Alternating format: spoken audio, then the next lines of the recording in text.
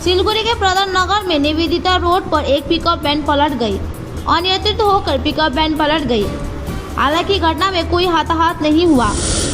Coaching class को लेकर दो शिक्षकों में खुलेआम सड़क पर मारपीट, एक घायल।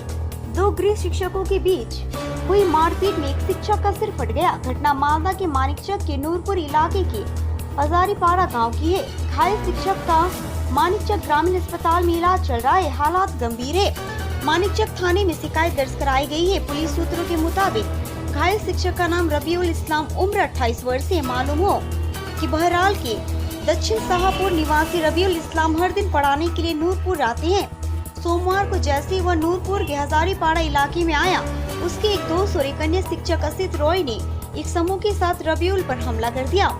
उसे लोहे की लठ से बुरी तरह से पीटा गया। यहाँ तक कि उसे चाकू से मारने की भी कोशिश की गई। चीख पुकार मचने पर स्थानीय गांव के निवासी पहुंचे तो असित राय ने अन्य लोग वहां से भाग गए। गांव के लोगों ने उसे लहूलुहान हालात में मानिकचक अस्पताल में भर्ती कराया। रबीउल इस्लाम ने कहा, कई सालों तक उन्होंने अपने दोस्त असित रॉय के साथ मिलकर कोचिंग सेंटर चलाया।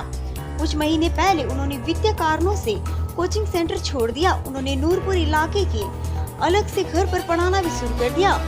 उन्होंने शिकायत की कि ऐसा हुआ। पीड़ित परिवार की ओर से मानिकचक थाने में शिकायत दर्ज कराई गई है। मानिकचक थानेदार के मुताबिक शिकायत के आधार पर जांच शुरू कर दी गई है। आरोपी की तलाश शुरू कर दी गई है। सीपीएम के युवा संगठन DIFI की राज्य सचिव मीनाक्षी मुखर्जी राजगंज के सन्यासी काटा में एक जनसभा को संबोधित कर रही है। इस साल दिवाली के बाजार में धूम मचा रहा 2 बूंद पानी से जलने वाला इलेक्ट्रॉनिक दिया। मालदा 6 नवंबर 2 बूंद पानी डालते ही पल भर में इलेक्ट्रॉनिक लैंप जल जाता है। बिल्कुल मिट्टी के दिए जैसा दिखने वाला यह इलेक्ट्रॉनिक दिया दिवाली के बाजार में धूम मचा रहा है। स्टोर पर आकर ग्राहक ऐसे अद्भुत लैंप देखकर काफी उत्सुक हैं। इस इलेक्ट्रॉनिक्स लैंप एक पीस 30 से 50 रुपए में बेचा जा रहा है। खरीदारों की भीड़ उमड़ पड़ी है।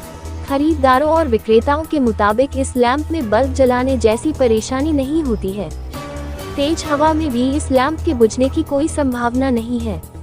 लेकिन अगर आप तेल की जगह 2 बूंद पानी डाल दे तो इलेक्ट्रॉनिक लैंप काफी देर तक जला रहता है। प्रकाश की तीव्रता इतनी अच्छी है कि वह चमकता है। ये दिए बिल्कुल मिट्टी के रंग जैसे दिखते हैं, लेकिन हर विक्रेता की कीमत अलग अलग है। इसे लेकर खरीदारों के बीच कुछ शिकायतें हैं।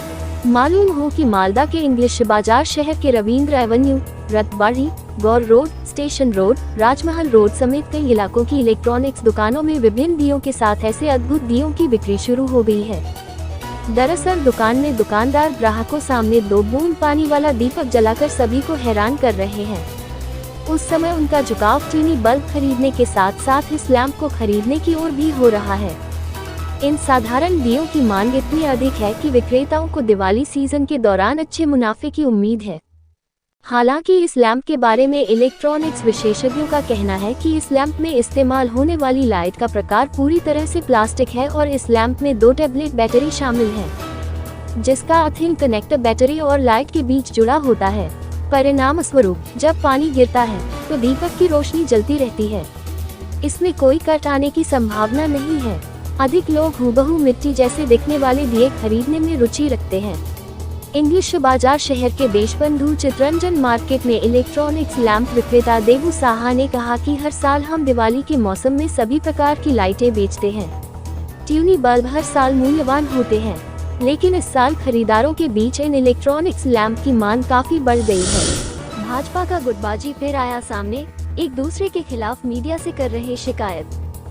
सिलीगुड़ी भाजपा की गुटिया कलह एक बार फिर सामने आ गई। एक भाजपा नेता ने अपनी ही पार्टी के अन्य नेताओं पर आरोप लगाया।